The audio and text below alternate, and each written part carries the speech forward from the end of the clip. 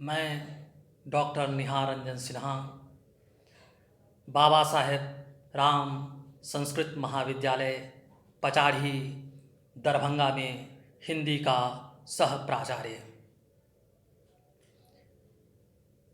राष्ट्रकवि मैथिली शरण गुप्त द्विवेदी काल के सर्वाधिक महत्वपूर्ण एवं लोकप्रिय कवि, बहुमुखी प्रतिभा के धनी, अद्भुत मानवतावादी, युगबोध के निष्णात कवि, आधुनिक युग के महान प्रबंधकार, गांधीवादी चिंतन के जीवंत विग्रह।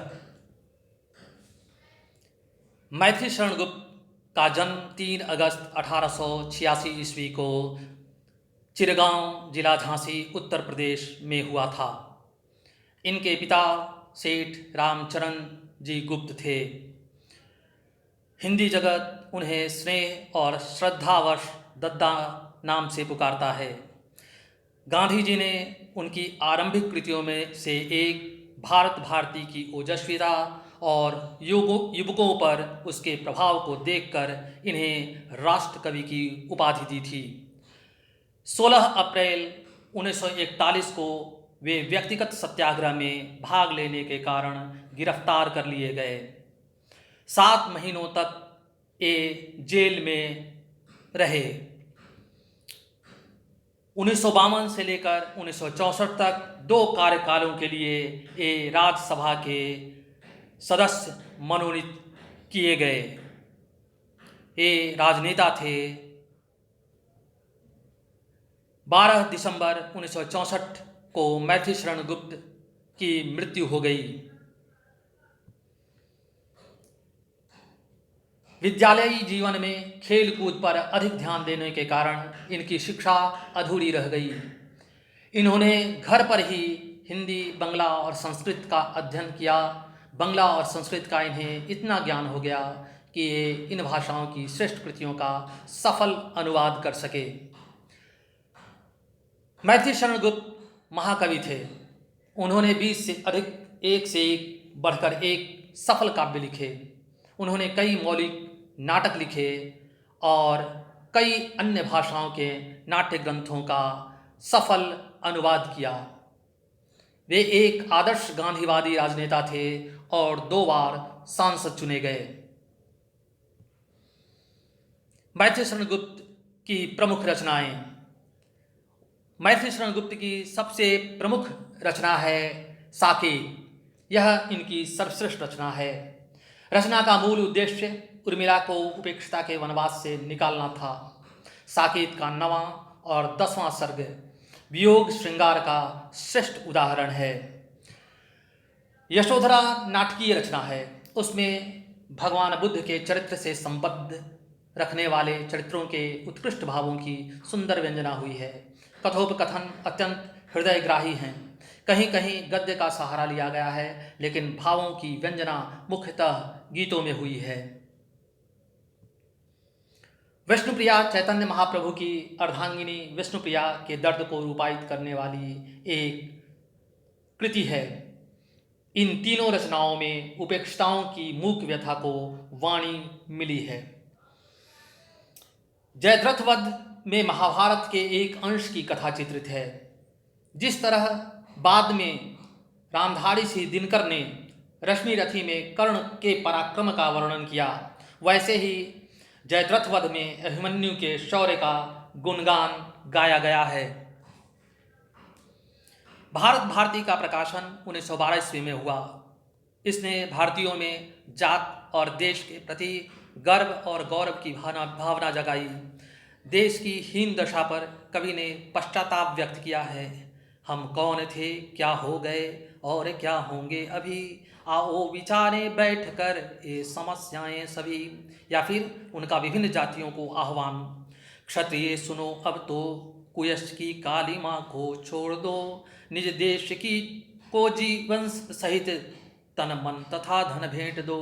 वैश्यो सुनो व्यापार सारा मिट चुका है देश का, सब धन विदेशी हर रहे हैं, पार क्या है क्लेश का। पंचवटी में राम सीता वनवास के दौरान लक्ष्मण की तपस्या का चित्रण हुआ है। उसकी पंक्तियां बड़ी मनोरम हैं। चारु चंद्र की चंचल किरणें खेल रही हैं जल थल में।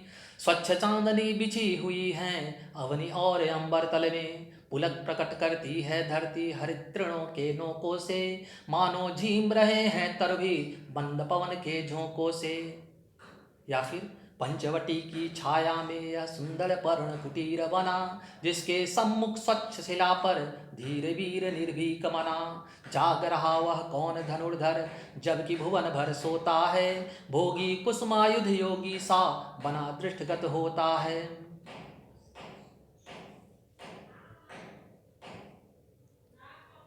मैथिलीशरण गुप्त एक विलक्षण नाटककार थे। उन्होंने 5 मौलिक नाटक लिखे और महाकवि भास के 4 नाटकों स्वप्न वासव दत्ता, प्रतिमा, अभिषेक आदि का अनुवाद किया। अनघ जातक कथाओं से संबद्ध है, बोधिसत्व की कथा पर आधारित है और पद्य में लिखा गया नाटक है।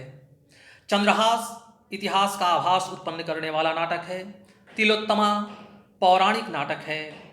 निष्क्रिय प्रतिरोध दक्षिण अफ्रीका में कूलियों पर किए गए अमानुषिक अत्याचार और महात्मा गांधी के नेतृत्व में प्रतिरोध करने वाले मजदूरों की कथा है। विसर्जन बेगार प्रथा के खिलाफ है और हृदय परिवर्तन पर आधारित है। मैथिलीशरण गुप्त की काव्यगत विशेषताएं।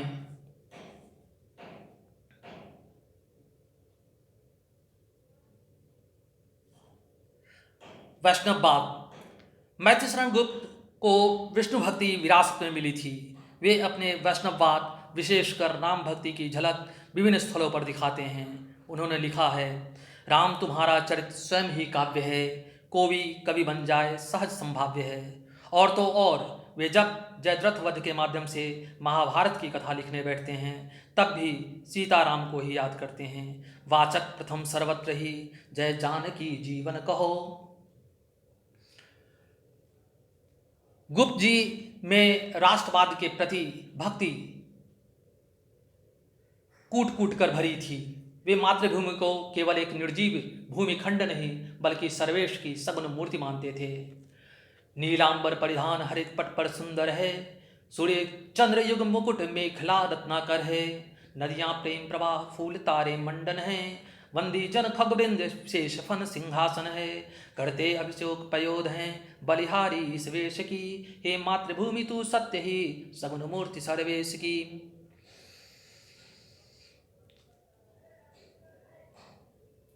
गुप्त जी चिंतन से लेकर वेशभूषा तक में गांधीवादी थे। अहिंसा सत्य उन्हें भी प्राण से प्यारा था। हमने देखा कि कैसे साकेत यशोधरा से लेकर विष्णुप्रिया तक में गुप्त जी ने नारियों के दर्द को पहली बार साहित्य में वाणी दी। गुप्त जी परिवार के कवि थे और पारिवारिक प्रेम को बढ़ावा देना उन्हें सर्वदा काम्य था। गुप्त जी ने 20 से ज्यादा प्रबंध काव्य लिखे। प्रबंधों में उनका हृदय सबसे ज्यादा रमा। आधुनिक युग में प्रबंध की विलुप्त हो रही परंपरा के वे संजीवनी देने वाले कवि थे। उन्होंने 2 महाकाव्यों और 19 खंड काव्यों की रचना की। यद्यपि यह बहुत बड़ी मात्रा है, फिर भी यहाँ दोहराव का सर्वथा अभाव है। गुप्त जी की भाषा ने खरी बोली कविता के आरंभिक रूप को बड़ी सरलता प्रदान की। वह सरल प्रतीत होती है और उनमें अंत्यानुप्रास का मोह झलकता है, लेकिन है वह अत्यंत शक्तिशाली। गुप्त जी को अनेक पुरस्कार हासिल हुए। हिंदुस्तान अकादमी पुरस्कार 1935 में, मंगला प्रसाद पुरस्कार 1937 में, साहित्य वाचस्पति पुरस्कार 1946 में और पद्म भूषण 1954 ईस्वी में। हिंदी काव्य जगत में मैथिलीशरण गुप्त एक मील के पत्थर हैं, एक प्रकाश स्तंभ हैं और विशाल अश्वत्थ वृक्ष हैं। धन्यवाद।